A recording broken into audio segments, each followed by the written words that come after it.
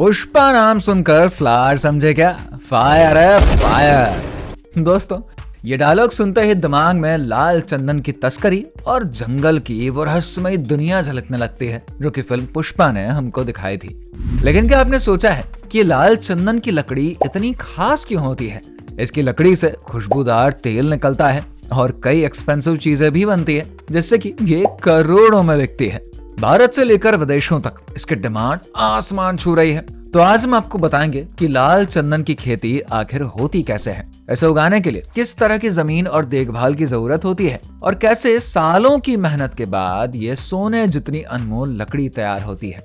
साथ ही ये भी जानेंगे कि आखिर क्यों इस लकड़ी का हर हिस्सा किसी सोने से कम नहीं माना जाता है। तो बने रहिए हमारे साथ वीडियो के अंत तक। लाल चंदन, जैसे कि साइंटिफिक लैंग्वेज में टेरोकार्पस सैंटिलिनस कहते हैं, सिर्फ एक लकड़ी नहीं है बल्कि यह लाल सोना ही है। भारत की जमीन से पैदा होने वाला यह अनमोल लकड़ी दुनिया भर में मशहूर है। इसकी गहरी लाल लकड़ी जहां पर फर्नीचर और सजावटी चीजों के लिए इस्तेमाल होती है, वहीं इसकी इंपॉर्टेंस मेडिसिन और धार्मिक कार्यों में भी बहुत ही ज्यादा है। अगर आप इसे उगाने की सोच रहे हैं ना, तो जान लीजिए ये लकड़ी आपको करोड़पति बना सकती है। लेकिन दोस्तों, ये इतना आसान भी नहीं है। लाल चंदन की खेती के लिए सही क्लाइमेट, उपजाऊ मिट्टी और ढेर सारी देखभाल चाहिए होती है। और हाँ, इसके लिए सरकार की परमिशन भी लेनी पड़ती है, वरना ये लीगल मानी जाएगी।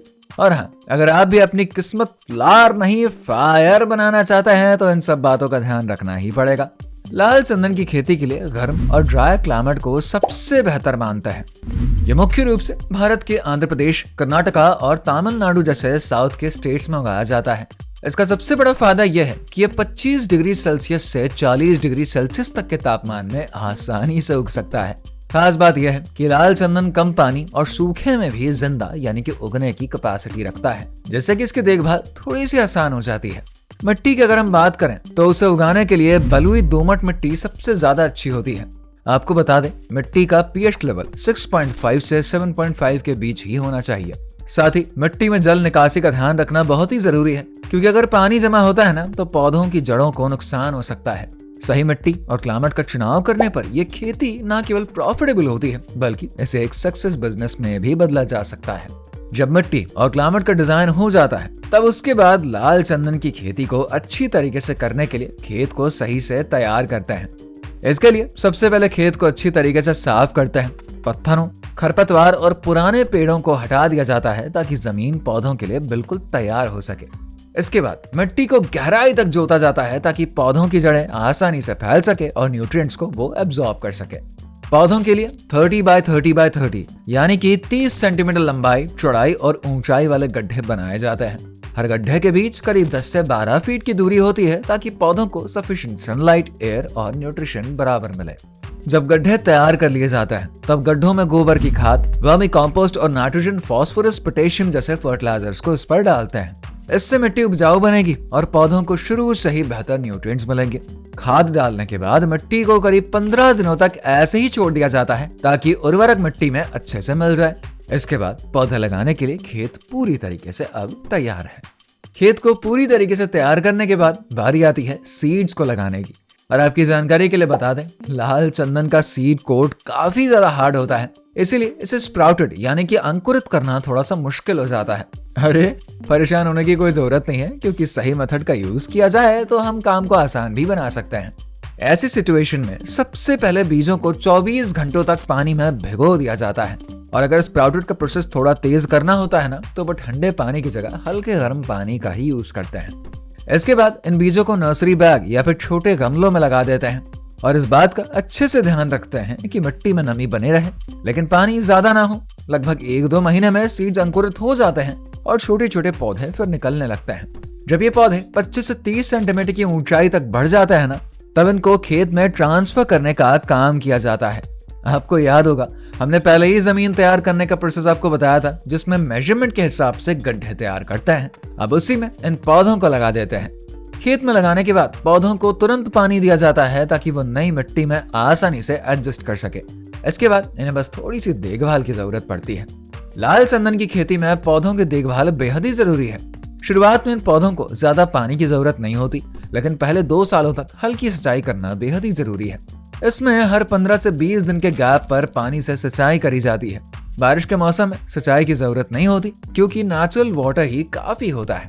रेनी सीजन के दौरान भी लाल चंदन के पौधों के आसपास खरपतवार की सफाई करी जाती है क्योंकि खरपतवार मिट्टी से पौधों के जरूरी न्यूट्रिएंट्स खत्म कर देता है। इसके लिए रेगुलर खेत की जांच करी जाती है, और करी भी क्यों ना जाए, आखिर ये भी आगे लाल सोना जो बनाने वाला है। कहीं कहीं पर पौधों की सिक्योरिटी के लिए खेत को कांटीले तारों या बाड़ से घेर देते हैं, लेकिन ये इसके एरिया के ऊपर डिपेंड करता है।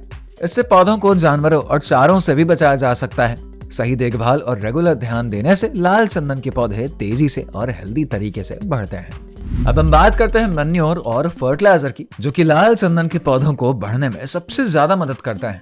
इसके लिए सही मैन्योर एंड फर्टिलाइजर का यूज करना बेहद ही जरूरी है। हर साल खेत में गोबर की खाद और वर्मी कॉम्पोजिट भी डाली जाती है। ये जैविक खाद पौधों को जरूरी न्यूट्रिएंट्स देते हैं और मिट्टी की क्वालिटी को भी सुधारते हैं। इसके अलावा पौधों को नाइट्रोजन, फास्फोरस और पोटाश वाले मैन्योर की भी जरूरत पड़ती है। इन्हें पौधों में बैलेंस क्वांटिटी में डालते हैं ताकि पौधों की जड़ें और तने मजबूत बने। ऑर्गेनिक फर्टिलाइजर जैसे कि नीम की खली या हरी खाद भी पौधों को एक्स्ट्रा न्यूट्रिशन देती है। यहाँ तक सब सही है, लेकिन एक बात का और ख्याल रखा जाता है कि खेतों में फर्टिलाइजर की क्वांटिटी ज्यादा ना हो जाए, क्योंकि ज्यादा फर्टिलाइजर पौधों की जड़ों को जलाकर नुकसान पहुंचा सकते हैं। बस सही क्वांटिटी और समय पर खाद डालते रहने से लाल चंदन के पौधे हरे भरे और मजबूत बनने लगते हैं।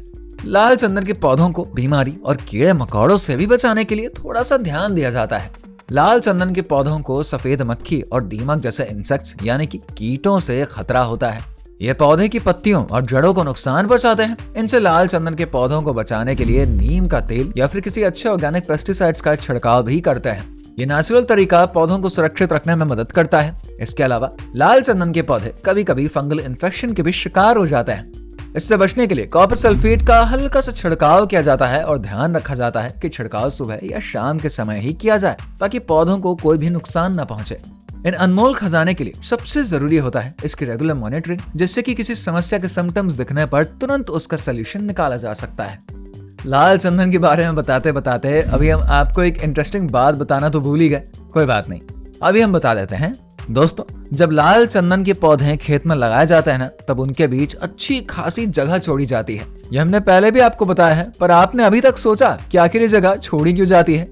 दरअसल इस खाली जगह का यूज सपोर्टिंग प्लांट्स या खेती के लिए किया जाता है। और यहाँ पर दिलचस्प बात यह है कि लाल चंदन को बढ़ने के लिए दूसरे पौधों की मदद की जरूरत होती है, क्योंकि लाल चंदन के पेड़ अपने न्यूट्रिएंट्स का बड़ा हिस्सा आसपास के पौधों की जड़ों से खींचते हैं। इसीलिए इन पौधों के बीच सहजन या नींबू जैसे पौधे लगाए जाते हैं।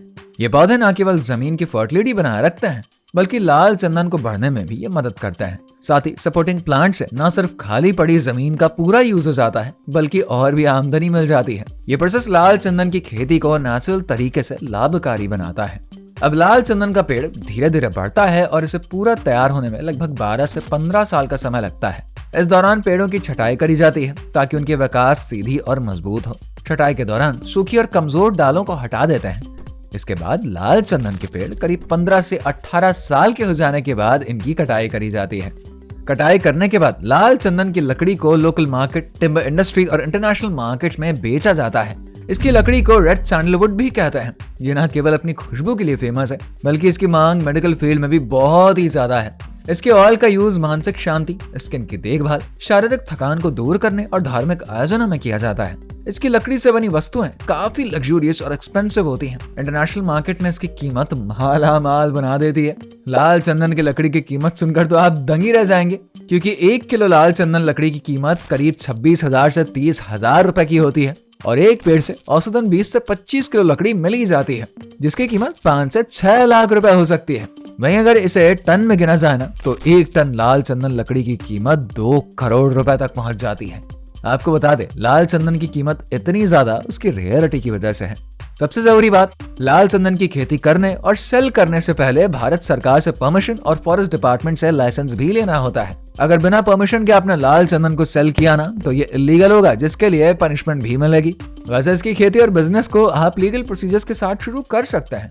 वैसे लाल चंदन के बिजनेस के बारे में आपकी क्या राय है, कमेंट करके जरूर बताइए। और अगर वीडियो आपको अच्छी लगी है तो इसको लाइक और शेयर करिए, साथ ही चैनल को सब्सक्राइब करना बिल्कुल ना भूलें।